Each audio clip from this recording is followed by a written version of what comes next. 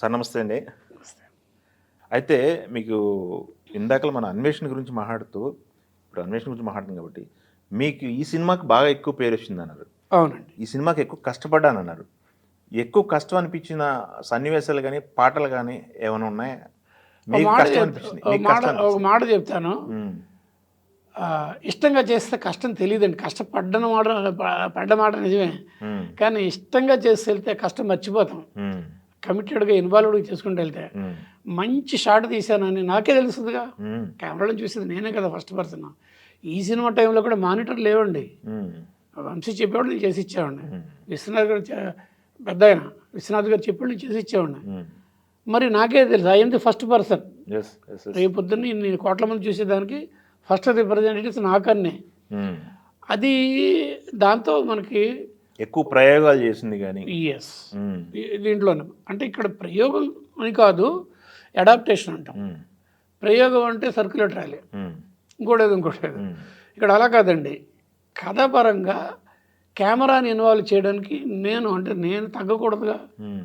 డైరెక్టర్గా వంశీ ఎలాగో బ్రహ్మాండం చేస్తాడు, ఇళ్ళరాజు అదరగొడతారు ఆయన. మరి నేనేంటి విజువల్‌గా మంచి విజువల్ ఇవ్వాలి.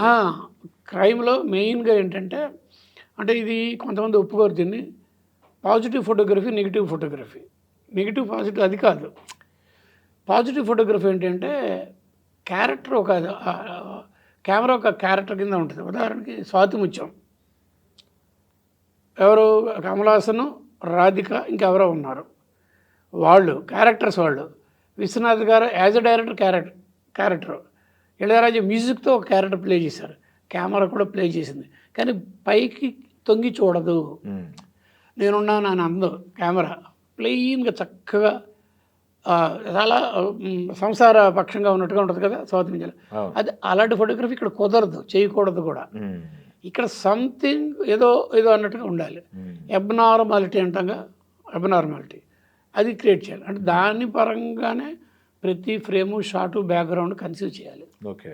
క్రైమ్ సినిమాలో అది అవసరం. ఓకే. సూపర్ అండి.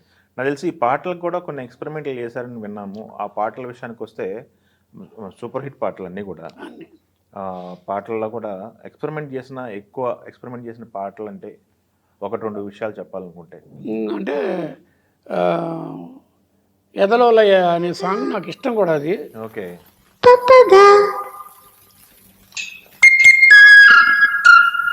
పప్పగా పప్పగా పప్పగా పైసా పప్పగా పైసా ఎగలో లయ ఎగసే లయ హ్యాండిల్ షాట్లో వచ్చేది పార్ట్ అనమాట. ఓకే.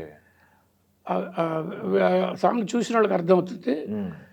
కరెక్ట్గా మామూలుగా ఏదో లిరిక్ ఉంటుంది, వెళ్తూ ఉంటుంది. ఇది మాంటేజ్, ఇది ఎవరు లిప్సింగ్ ఉంటుంది, భానుప్రియ గారు. కానీ ఆ మధ్యలో బీజిఎమ్స్ అంటారు, బ్యాక్గ్రౌండ్ మ్యూజిక్, చిన్న పల్లవి చరణం, తర్వాత బీజిఎం లెక్క. అది ఆ బీజిఎం వచ్చినప్పుడల్లా ఇళయరాజా గారు ఇచ్చిన మ్యూజిక్ ఏంటంటే ఒక యానిమల్లో లేకపోతే ఎవరో తరుగుతుంటే పరిగెత్తినట్టు మ్యూజిక్ ఉంటుంది. అవును.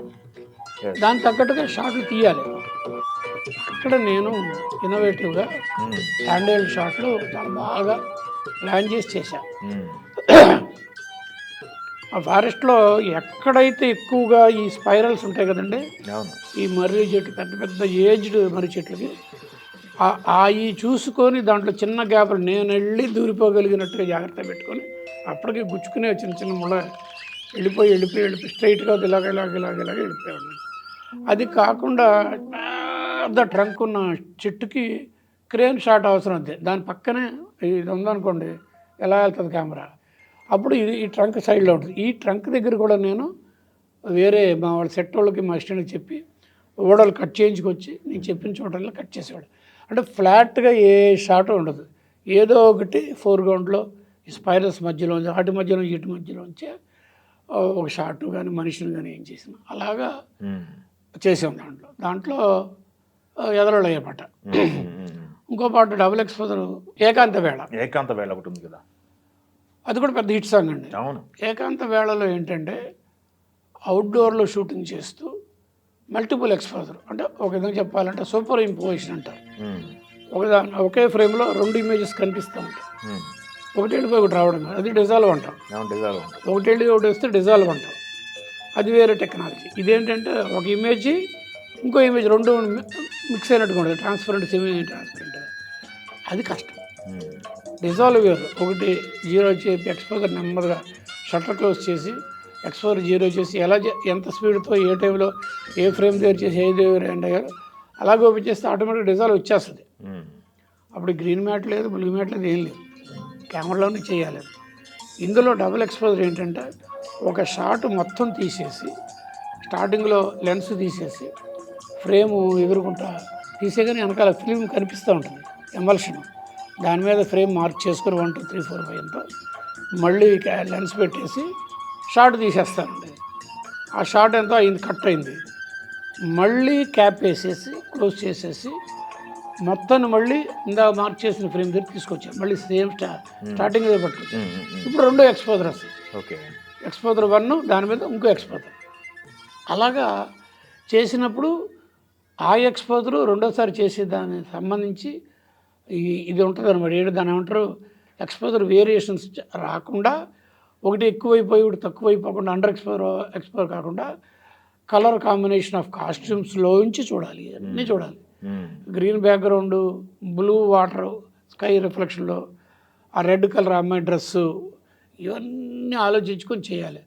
బ్యాక్ లైట్ పెట్టామా, ఫ్రంట్ లైట్ పెట్టామా, ఎలా పెట్టాము, ఒకటి ఫ్రేమ్ కానీ ఓవర్ అయితే రెండో ఫ్రేమ్ అయితే కనిపించకపోతే మళ్ళీ బ్యాడ్ అయిపోతుంది టెక్నికల్గా. అంత ఒడి దగ్గర పెట్టుకుని చేయాలి. దానికి రెండో ఎక్స్పోజర్ చేసేటప్పటికి నేను కొన్నిట్లో అయితే లొకేషన్ టు లొకేషన్ చేశాను, కొన్ని చోట్ల పెద్ద 40 feet వెడల్పు అండ్ 15 feet హైట్ ఉన్న బ్లాక్, 0 బ్లాక్ అంటాం, అంత క్లాత్ తీసుకొచ్చి ఒక స్క్రీన్లో కుట్టించేసి నేను పొద్దున్న స్పాట్ చెప్పేవాడిని, అక్కడ కట్టేసేవాళ్ళు దాన్ని సర్వీ చేసుకొని స్క్రీన్ లాగా. అక్కడ రెండో ఎక్స్పోజర్ ఈ అమ్మాయిని మళ్ళీ దాని నుంచి లైట్ పడాలి, ఈ అమ్మాయి మీద లైట్ వేయాలి, ఆ షాడోలో స్క్రీన్ మీద ఉండకూడదు, వాట్ ఎవర్ ఇట్ అన్నీ చేసుకుంటూ రెండో ఎక్స్పోజర్. ఆల్రెడీ తీసిన ఎక్స్పోజరు ఈ ఎక్స్పోజరు ఏది డామినేట్ చేయకూడదు, రెండు ఇమేజెస్ మెర్జ్ అవ్వాలి, అది కష్టం అండి. అది చేశాను ఎందుకంటే ఇన్ కెమెరా ఎఫెక్ట్స్ నాకు చాలా ఇష్టం. అదే నేను ఆ రోజుల్లో స్పెషలిస్ట్గా ఇన్ కెమెరా ఎఫెక్ట్స్ ఎక్కువ వాడింది ఆ పాటలో వాడింటారు. అది ఇన్ కెమెరా ఎఫెక్ట్స్కి రవికాంత్ నాగేష్ గారు చాలా ఫేమస్, గ్రేట్ కెమెరామెన్, ఆయన నాకు ఇన్స్పిరేషన్ కూడా. అలా ఓకే, సూపర్ సూపర్ అండి. మామూలు విషయం కాదు. అన్వేషణకు సంబంధించి ఒక్కొక్క షాట్ ఇప్పుడు మైండ్లో ఉన్నది గుర్తు తెచ్చుకుంటుంటే అన్ని సంవత్సరాలైనా అలా సినిమా అలా ఉండిపోయింది. కానీ మీరు ఒక సినిమాలో జంతువు అంటారు, ఫారెస్ట్లో తీశారు, ఒక జంతువుని చూపించలేదు, కానీ సినిమా మట్టికి బ్లాక్ బాస్టర్ కొట్టేశారు. జంతువు ఎవరు మీరు? హ్యాండ్ అవుట్ పెట్టు తీస్తున్నవాడే జంతువు, మనిషా జంతువా? అదే అది స్కీమ్ అండి లాస్ట్ వరకు. ఎస్, దానికి వెనకాల ఒక చిన్న ఇది ఉందండి, ఇన్స్పిరేషన్ ఉంది నాకు. వంశీకి చూపించి ఆ సినిమాని, ఒక ఫారెన్ ఫిల్ము, 5 చిన్న చిన్న యూరోపియన్ కంట్రీస్ చేసింది ఆ సినిమాని, క్యాట్ ఓ 9 టైల్స్. ఇప్పుడైనా మీరు ఎవరైనా చూడొచ్చు, క్యాట్ ఓ 9 టైల్స్. అందులో ఫస్ట్ టైం నాకు బాగా నచ్చింది ఏంటంటే ఆ మర్డర్ చేసే క్యారెక్టర్ని కెమెరామెన్ చేశాడు. కెమెరామెన్ కదులుతుంది అంటే ఒక థీమ్ మ్యూజిక్ ఉంటుంది అన్నమాట, మ్యూజిక్. ఆ మ్యూజిక్ కెమెరా ఇలా ఇలా ఇలా వెళ్తుంటే మనం రెడీ అయిపోతుంది ప్రేక్షకుడు, something is going to happen and it will happen. అది ఆ సినిమాలో స్కీము. అంటే దాన్ని నేను ఏమైనా టర్మ్ చేశాను, టెక్నాలజీ ప్రకారం సబ్జెక్టు కెమెరా, ఆబ్జెక్ట్ కెమెరా 2 రకాల షాట్లు, అదేదో వదిలేద్దాం. నేను దీనికి కొత్త పేరు పెట్టాను, subject camera. Camera plays a role of the, ఏమంటాం దాన్ని, అంత కూడా అంటాం, వాట్ ఎవర్ ఇట్ ఈస్.